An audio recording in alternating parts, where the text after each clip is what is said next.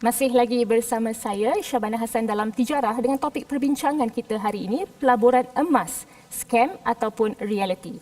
Baik, Dr. Bad, saya nak bertanyakan ya, dengan situasi ekonomi negara sekarang yang tidak menentu ya, dengan pandemik COVID-19, emas ni dilihat sebagai satu tempat selamat bagi mereka yang mencari perlindungan daripada pelaburan-pelaburan yang mempunyai risiko tinggi seperti shares. Okay?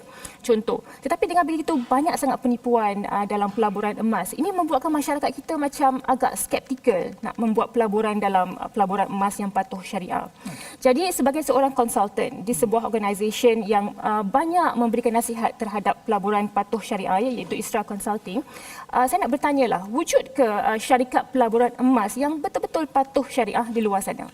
Baik. Jawapan dia, ya, memang ada syarikat-syarikat, bahkan bank-bank yang reputable banks yang menawarkan produk-produk pelaburan emas. Dan kalau kita tengok satu-satu produk pelaburan yang melibatkan emas akan diiktiraf sebagai patuh syariah ataupun syariah compliant investment bila mana dia memenuhi beberapa ciri-ciri wajib. Dan bila kita bercakap tentang soal emas, kita kata ada satu hadis, satu undang-undang, satu kod yang perlu sepatutnya dihafal oleh semua orang, yang mana yang diriwayatkan oleh Ubadah bin Samit. Nabi sallallahu alaihi wasallam sebut adz-dzahabu bil-dzahabi wal-fiddatu bil-fiddati wal-burru bil-burri wasy-sya'iru bisy-sya'iri wat-tamru bit-tamri wal-milhu bil-milhi sawa'an bisawa'in yadan biyadin. Dan Nabi kata fa in ikhtalafat hadhihi al-asnaf fabi'u kaifa syi'tum idza kana yadan biyadin. So kita kata dalam isu benda yang melibatkan emas, benda yang paling utama kita kena pastikan emas tu ada. Dan ini merupakan salah satu orang panggil ciri yang paling utama sekali untuk setiap orang yang berminat ataupun berniat untuk menyertai pelaburan emas. Dia kena pastikan pelaburan emas ini akan menyebabkan dia memiliki emas yang sebenar. Bukan semata-mata benda yang tertulis atas kertas, tapi bila mana dia minta emas dia nanti satu hari nanti, dia kata, oh kami tak boleh bagi emas yang sebenar. Itu salah satu petanda yang cukup jelas bahawasanya pelaburan ini kemungkinan scam. Sebab kita kata kalau dalam syariat mesti kena ada emas. Dan bila mana satu pelaburan tu dikatakan sebagai pelaburan patuh syariah, dia mestilah memenuhi syarat utama transaksi penjualan emas, iaitu dia mesti dilakukan secara spot ataupun orang panggil secara tunai, yang mana pembayaran perlulah terus disusuli dengan pemindahan hak milik emas tu daripada penjual kepada si pembeli ataupun si pelabur tu.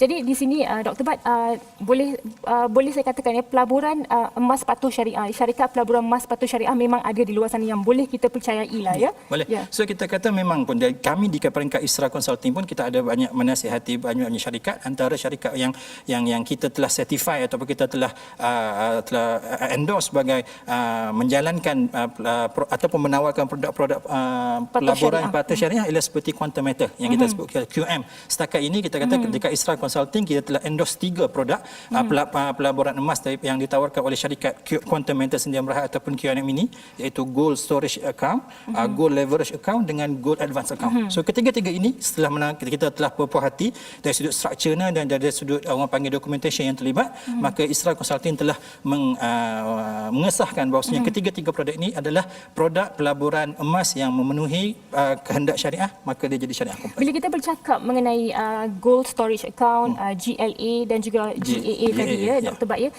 apakah pelaburan emas ini bagi semua lapisan masyarakat ataupun khas untuk bisnes sahaja, bagaimana? Dia untuk semua. Kalau kita tengok dari sudut strukturnya, produk-produk ini boleh diakses ataupun boleh disertai oleh semua lapisan masyarakat bermula dengan modal sekecil RM10. Maksudnya kalau kita ada RM10, kita dah start boleh join satu produk yang pertama, GSA, Gold Storage Account. Dan untuk kita participate dalam GLA dan GAA, dia punya prerequisite requirement dia adalah kita kena ada GSA dulu. Maka untuk start masuk dalam GLA dan GAA, kita kena masuk GSA, dan GSA ni macam saya sebut tadi boleh disertai dengan modal serendah RM10 pun. Maka dia boleh disertai oleh orang perseorangan walaupun tak modal tak banyak, dan dia juga QM sendiri pun telah bekerjasama dengan banyak reputable bank seperti Bank Muamalat dan sebagainya, yang menyebabkan dia sesuai untuk orang panggil disertai oleh semua lapisan masyarakat. Jadi bila seseorang itu ingin memiliki emas daripada Quantum Metal ini, dia memiliki emas daripada GSA, iaitu dengan harga RM10 sahaja. Serendah RM10. Serendah RM10 sahaja. Baiklah.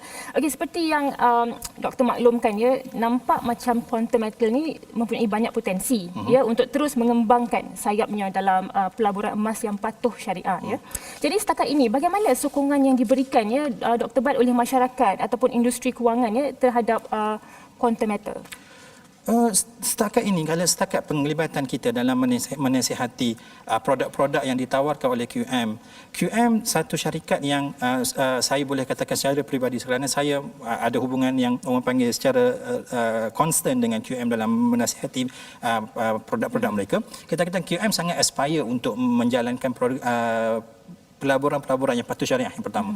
Kemudian QM juga mendapat kerjasama daripada bank-bank Islam yang terkenal seperti Bank Muamalat dan Bank Affin yang pastinya akan membuktikan atau memberi indication bahawasanya perniagaan ini dilakukan ialah orang panggil genuine dan mematuhi syariah. Dan kita kata QM juga orang panggil dia mempunyai simpanan emas yang kita memang kita tahu. Kita sebagai penasihat syariah kita telah menjalankan audit dan sebagainya, dan emas-emas yang disimpan maksudnya dia melibatkan emas fizikal yang sebenar boleh diakses bila-bila masa sahaja. Dan maka kalau seorang pelabur tu dia beli emas daripada QM, disimpan dalam GSA, dia participate dalam JLA dan JAA, kalau dia nak dapat emas anytime dia boleh redeem. Baiklah, fizikal emas tu adalah penting ya, untuk memastikan sesuatu syarikat itu adalah patuh syariah ataupun tidak dalam pelaburan emas ya Dr. Bad. Ya, okey, baiklah Dr. Bad, terima kasih.